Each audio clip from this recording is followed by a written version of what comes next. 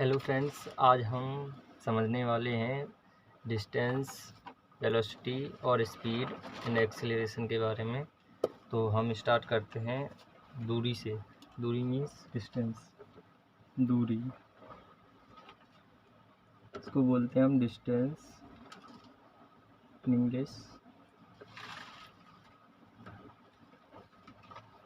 दूरी के लिए सबसे ज़रूरी है जो एक बिंदु। तो जब हम दूरी की बात करेंगे तो हम उन दो बिंदुओं के बीच के डिस्टेंस या उनके बीच में कितना, उनकी पोजीशन में कितना अंतर है, तो उसके अनुसार हम दूरी को मापते हैं। उनके लिए सबसे पहले हमें ज़रूरत पड़ेगी एक निर्देशांक की, जहाँ से हम माप सकें कि वहाँ से हमें दो बिंदु चाहिए और उन दोनों की पोजीशन के बीच में डिफरेंस चाहिए। तो जो उन दोनों की पोजीशन के बीच में डिफरेंस होगा उसको हम दूरी कहेंगे। हम समझते हैं उसको इस तरह से कि मान लिया मैंने कि कोई एक रेफरेंस पॉइंट मान लिया यहाँ पर 0,0। हम कुछ भी मान सकते हैं रेफरेंस पॉइंट, लेकिन 0,0 बहुत ही सिंपल होता है, इसलिए हम 0,0 मान लेते हैं। तो और ये बाई एक्सिस इधर हम जा सकते हैं, इधर एक्स एक्सिस है, इधर पॉजिटिव डायरेक्शन में हम इधर बढ़ेंगे तो हम रेफरेंस पॉइंट से अगर आगे बढ़ेंगे तो हम मान लेते हैं इधर पॉजिटिव साइड है हमारी, और रेफरेंस पॉइंट से ऊपर जाएंगे तो इसे हम बाई एक्सिस बोल लेते हैं। अभी हम 2D में बात कर रहे हैं, तो एक प्लेन में दो पॉइंट के बीच की दूरी के बारे में हम बात करेंगे।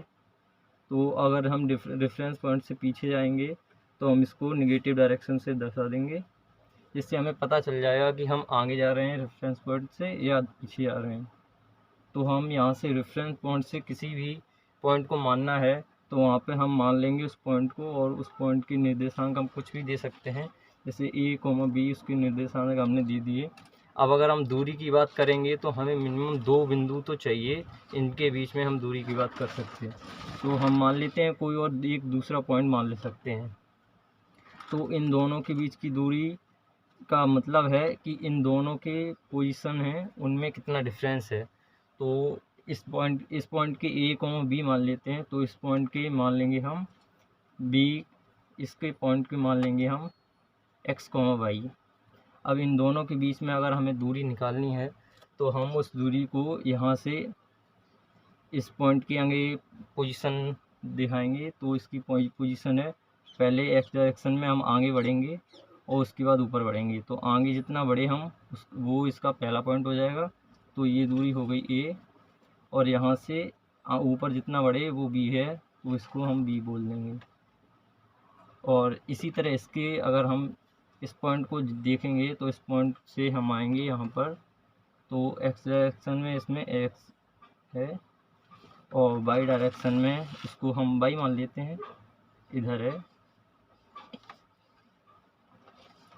तो ये वाई हो गया।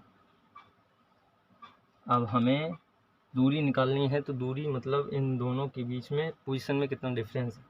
तो पोजीशन इसकी पोजीशन A, B है और इसकी पोजीशन X, Y है। तो दूरी ये है इन दोनों के बीच की दूरी, पोजीशन में डिफरेंस। तो इस दूरी को निकालने के लिए हम इस दूरी को देखेंगे, जो आगे बढ़नी है हमें रेफरेंस पॉइंट से और ऊपर बढ़नी है रेफरेंस पॉइंट से ऊपर कितना बढ़ा है।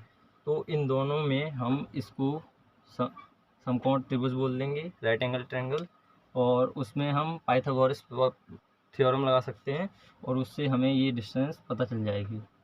आपको करके दिखाता हूँ मैं। ये डिस्टेंस हमारी, ये रेफरेंस पॉइंट से यहाँ तक की दूरी है x, और यहाँ से इस पॉइंट की दूरी है a। तो ये और ये दूरी बराबर हैं, तो ये दूरी हम मान, ये हो जाएगी, इसमें से इसको घटा देंगे तो ये दूरी हो जाएगी।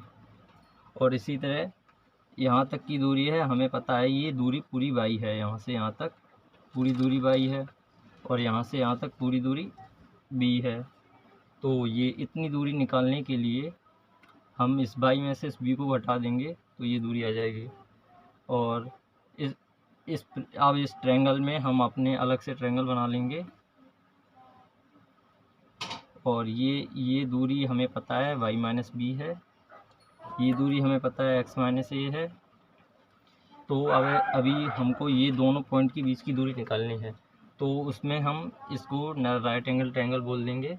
तो इसमें हम पाइथागोरस प्रमेय लगा सकते हैं। पाइथागोरस प्रमेय होती है कि जो दो भुजाएं हैं उन दोनों के वर्गों का सम या योग तीसरी भुजा जो सबसे बड़ी भुजा है उसके वर्ग के बराबर होता है।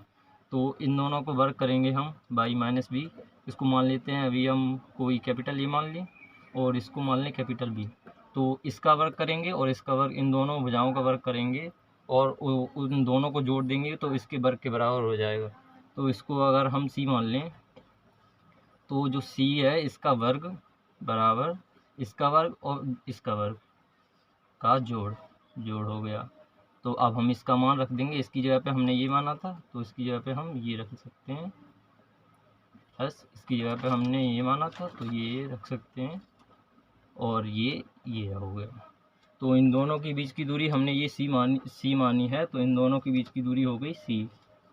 तो अब सी जब इन दोनों के बीच की दूरी निकालेंगे तो ये हो जाएगी, इसका जब वर्ग हटाएंगे या दोनों पक्षों का हम वर्गमूल ले लेंगे, दोनों में 1/2 घात कर देंगे,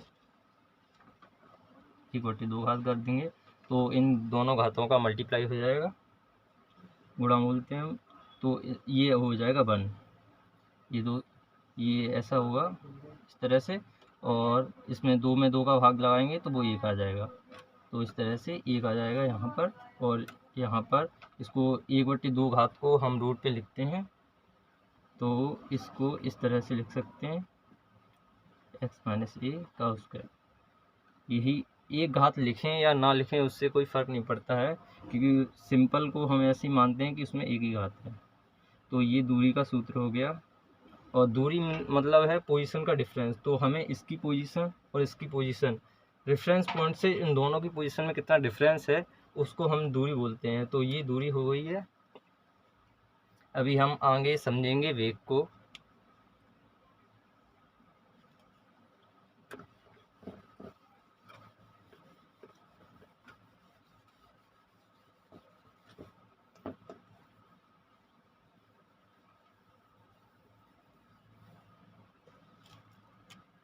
तो वेग से पहले हम समझ लेते हैं चाल और वेग वैसे तो सेम होते हैं, लेकिन बस उनमें डायरेक्शन का फ़र्क हो जाता है, दिशा का। क्योंकि जो वेग होता है उसमें हम दिशा भी कंसीडर करते हैं। जैसे अभी रेफरेंस पॉइंट से आगे गए थे तो हमने प्लस लिया था, और रेफरेंस पॉइंट से पीछे गए थे तो माइनस लिया था। इसी तरह से अगर रेफरेंस पॉइंट से हम आगे जाएंगे और उसको हम चाल की डेफिनेशन लगाएंगे उसमें, तो हम अगर आगे और पीछे बता रहे हैं कि हमें आगे जाना है या पीछे जाना है तो उस कंडीशन में उसे वेग कह देंगे। वरना उसे अगर सिर्फ हम देख रहे हैं कि हम चल रहे हैं तो सिर्फ डेफिनेशन के हिसाब से हम उसको चाल कह देंगे। तो अभी मैं आपको डेफिनेशन बताता हूँ। ये चाल, पहले हम चाल की डेफिनेशन समझ लेंगे, तो उसके बाद सिर्फ रेफरेंस पॉइंट से पोजीशन किधर बदल रही है तो उसके अनुसार हम वेग भी समझ पाएंगे। तो स्पीड, पहले हम समझ लेते हैं कि स्पीड होती क्या है। तो स्पीड का मतलब है कि हम जो नियत समय है, जैसे कोई समय हम कंसीडर कर लें कि 2 सेकंड या 5 सेकंड या 1 सेकंड, तो हम 5 सेकंड में कितनी दूरी, हर 5 सेकंड में कितनी दूरी चल रहे हैं, मतलब अपनी पोजीशन बदल रहे हैं, कितनी बदल रहे हैं, इनकी दूरी में जितना डिफरेंस है नियत समय में, तो हम उसको स्पीड कह देते हैं। जिस तरह से हम कहते हैं जो स्पीड होती है, स्पीड को हम कुछ भी मान सकते हैं। इसको हम किसी वेरिएबल के फॉर्म में मान लेते हैं जो बदल सकता है। जैसे हम v मान लेते हैं, v या कुछ भी मान सकते हैं, हम v ही मान लेते हैं। तो हम v जो होती है, जितना स्पीड में ज़्यादा दूरी में परिवर्तन होगा तो ये उतनी ही ज़्यादा होगी, और समय जितने कम समय में होगा तो और भी ज़्यादा होगी। मतलब इस समय कम होगा और दूरी में परिवर्तन ज़्यादा होगा तो स्पीड भी ज़्यादा होगी। मतलब इसको हम प्रोपोर्शनलिटी अगर हम दें तो इसका मतलब है कि हम जो डिस्टेंस है वो ज़्यादा ट्रेवल हो और कम समय में, मतलब अगर समय कम है डिस्टेंस ज़्यादा ट्रेवल करने में तो स्पीड भी ज़्यादा होगी। मतलब डिस्टेंस ज़्यादा परिवर्तन हो रहा है और टाइम कम लग रहा है ये, तो ये ज़्यादा होगी। तो इसको हम ऐसे समझ सकते हैं। ये बस मैंने रफ बताया था, अभी आपको डेफिनेशन भी समझाऊंगा, रियल डेफिनेशन होती है। तो अभी इसको समझ जाएंगे तो ज़्यादा आसान रहेगा। तो इसको जैसे हम दूरी हम जो हमने ये पोजीशन है हमारी, ये पॉइंट है, ये रेफरेंस पॉइंट मान लिया हमने, और इसके ऊपर जाना है मुझे और इधर आगे जाना है। तो ये रेफरेंस पॉइंट है हमारा, इसको हम कोई भी ओ बोल देते हैं रेफरेंस पॉइंट को। और इसके यहाँ पर हम खड़े हैं कहीं पर किसी पॉइंट पे, तो यहाँ पर हम खड़े हैं, इसको हम मान लेते हैं एक्स कोमा वाई। अब हमें कहीं और जाना, मतलब अपनी पोजीशन को चेंज करना है, तो हम इस पोजीशन से कहीं दूसरी पोजीशन पे पहुँच गए ये, और ये पहले हम यहाँ थे, तो ये हमारी पोजीशन में आया डिफरेंस, और हमारी पोजीशन में जो डिफरेंस आया उसको हम बोल देंगे दूरी। तो ये दूरी को मान लेते हैं हम, इसको टी मान लेते हैं, दूरी को टी नहीं माने, अभी टाइम को टी मानेंगे तो गड़बड़ हो जाएगी, तो इसलिए हम इसको टी ना मान के इसे डी मान लेते हैं, डिस्टेंस को डी मान लेते हैं। तो अब ये डिस्टेंस मैंने चेंज किया है, ये ए पॉइंट से मैं बी पॉइंट पे गया, तो ये डिस्टेंस चेंज हुआ। अब इसमें मुझे समय भी लगा हुआ, तो इसमें जो समय लगा है, जैसे इतनी दूरी तय करने में मुझे कितना समय, मतलब या फिर मैंने फिक्स समय में कितनी दूरी, मान लीजिए मैंने इसमें से थोड़ी दूरी ले ली, इसको हम छोटी डी मान, इसको कैपिटल डी बोल दें, इसको छोटी डी बोल दें। तो अब इस छोटी डी को तय करने में मुझे कितना, मान लेते हैं मुझे कुछ भी समय लगा, मान लेते हैं ऐसे कोई वेरिएबल के फॉर्म में मान लेते हैं कि टी समय लगा, तो हमने डी को टी समय में तय किया। डी ये हो गई दूरी, ये टी हो गया समय।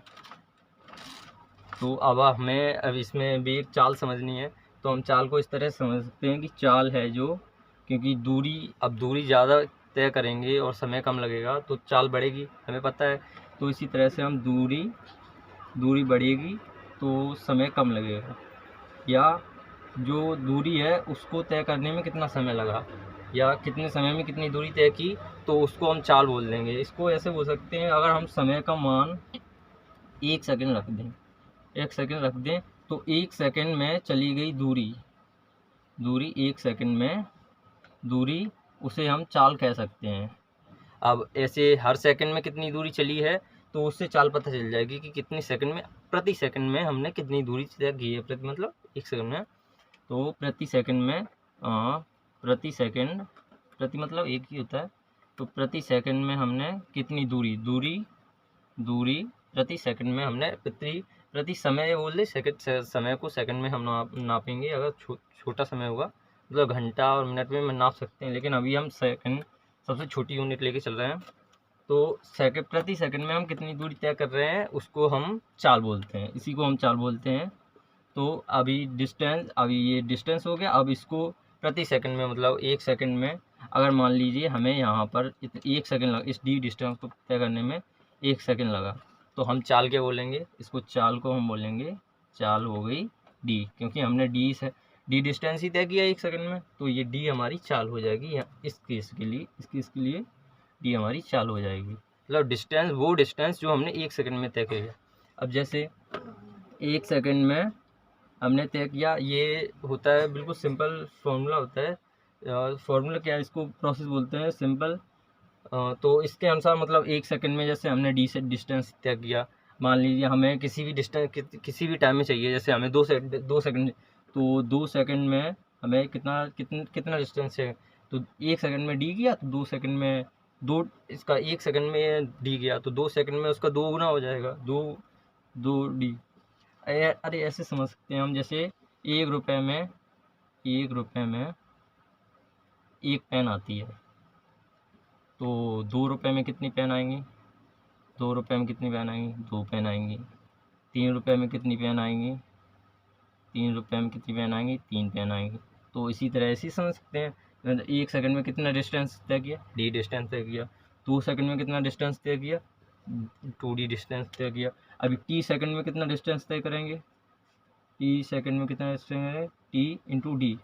तो अभी टी इंटू डी ये डिस्टेंस हो गया, तो ये डिस्टेंस जो है टी इंटू डी। अभी डी हमने क्या किया था, डी चाल है हमारी, तो यहाँ पर डी हो गया इंटू चाल हो गया। तो अभी हम चाल को कैसे करते हैं, अभी इधर दोनों में भाग लगा दें हम समय का, क्योंकि समय 0 नहीं है, तो 0 का भाग नहीं लगा सकते, क्योंकि 0 की डिफाइन ही नहीं, पता नहीं हमें 0 की वैल्यू। तो ऐसे हमें टी तो 0 नहीं है, क्योंकि हम 0 सेकंड पे किसी की चाल नहीं बता सकते, तो हम टी से यहाँ पे भाग दे सकते हैं। तो 0 आ गया, हम टी को टी से भाग लगाएं दोनों तरफ, तो इधर टी का भाग लगा दिया, इधर भी टी का भाग लगा दिया, तो इधर चाल बराबर हो जाएगा d/t। और ये d क्या है, d ये डिस्टेंस है। अभी ये सेकंड, ये d चाल तब थी जब 1 सेकंड था, 1 सेकंड था। अब ये d डिस्टेंस बन चुका है, तो अब ये d है डिस्टेंस, दूरी और समय, क्योंकि हमें किसी भी t समय में कितनी दूरी तय की है उसको हम बोल देंगे। अभी इसको d को हम, अभी कन्फ्यूज़न हो जाता है आपको, अभी ये भी d है, ये भी d है और ये भी d है, तो देश होगा। तो अभी ये 1 सेकंड में d डिस्टेंस, 2d 2 सेकंड में 2d, 3 सेकंड में ये डिस्टेंस है, ये डिस्टेंस है। इसको हम मान लेते हैं कुछ मान लेते हैं, इसको हम स्मॉल d मान लेते हैं, इसको हटा दिए, अभी इसको स्मॉल d मान लेते हैं। तो ये कितना है, ये स्मॉल d है, स्मॉल d ये d है, ये टी डी बराबर स्मॉल d है। तो अभी स्मॉल d को हम अभी साफ कर दें इसको। अभी ये टी डी है, ये है डिस्टेंस, ये डिस्टेंस अपना वेरिएबल डिस्टेंस है, ये टी सेकंड में तय किया गया डिस्टेंस है, ये टी सेकंड में था। हाँ, तो अभी जो हमें ये डी क्या है, ये चाल है, ये डी चाल है, तो ये चाल हो गई, ये क्या हो गया, ये तो जो तय किया उसमें टी का समय लगा। तो अभी जो चाल आई वो ये है d/t, मतलब जो डिस्टेंस टी सेकंड में जो डिस्टेंस थी, ये टी सेकंड और टी सेकंड, और ये जो दूरी उस समय में जितना समय यहाँ रखेंगे उतनी उस समय में जो दूरी रही है उसको हम चाल बोल देंगे। तो ये हो गई चाल, जब ये चाल हो गई, तो इस तरह से हम चाल को समझ सकते हैं। अब वेग को समझना बहुत सरल है, इससे जब चाल को समझ लेते हैं हम, तो जैसे अभी हम चाल को समझते हैं।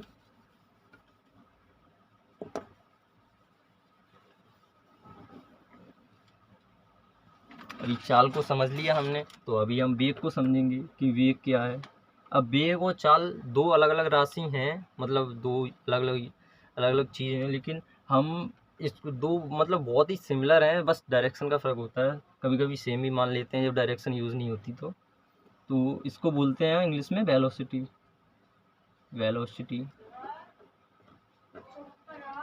है। तो अभी इसको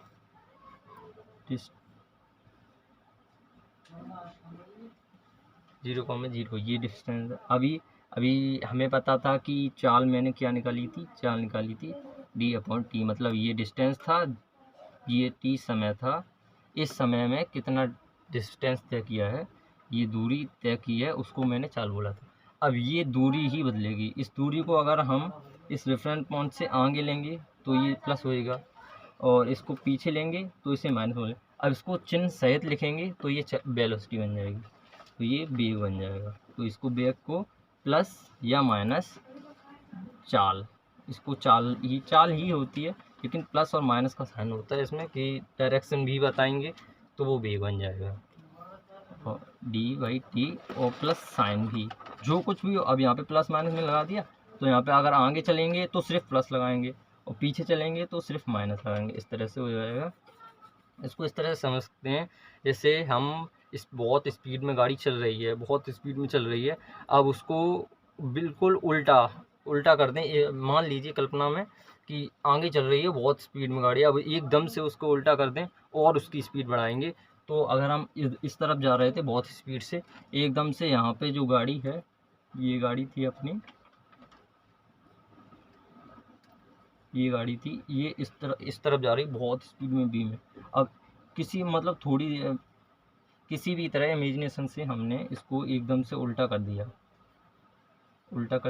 इस तरफ से, अब इस तरफ जाएगी और इसकी स्पीड को बढ़ा देंगे, तो इसकी जो स्पीड है जो इस तरफ ही जाएगी, लेकिन इस तरफ जब बढ़ा रहे हैं, इसको इस तरफ बढ़ा रहे हैं, तो इसकी स्पीड कम हो जाएगी, माइनस होती जाएगी, नेगेटिव धीमी होती जाएगी। मतलब इसकी स्पीड तो बहुत ज़्यादा है, लेकिन वेलोसिटी यहाँ पर वेलोसिटी कम हो रही है, क्योंकि हम पहले पॉजिटिव डायरेक्शन मतलब अपने रेफरेंस पॉइंट से इस रेफरेंस पॉइंट से आगे जा रहे थे, अभी इस रेफरेंस पॉइंट की ओर आने लगे, तो इस रेफरेंस पॉइंट की ओर आने लगे तो इधर माइनस हो जाएगा, क्योंकि इधर नेगेटिव, इस डायरेक्शन को ही हमने नेगेटिव बोल दिया, तो इस तरफ माइनस होगा। लेकिन पहले था प्लस, अब दोबारा में ये हो गया माइनस, तो प्लस और माइनस को जब जोड़ेंगे तो वो कम होएगा, तो इसलिए इधर आएंगे तो कम होएगी, तो इसको इसलिए चाल बोलते हैं। चाल जो होती है सिर्फ मात्रा होती है, मात्रा मतलब कितना है, और वेग होता है वो दिशा भी होती है, दिशा। दिशा मतलब किस डायरेक्शन में रेफरेंस पॉइंट से आगे या पीछे। तो ये था हमारा चाल का कॉन्सेप्ट। तो इसको चाल और वेग का कॉन्सेप्ट बहुत ही सिमिलर है, लेकिन इसमें गलतियां होने के चांस बहुत होते हैं। तो इस तरह से हम समझ सकते हैं कि चाल और वेग में क्या अंतर है। धन्यवाद।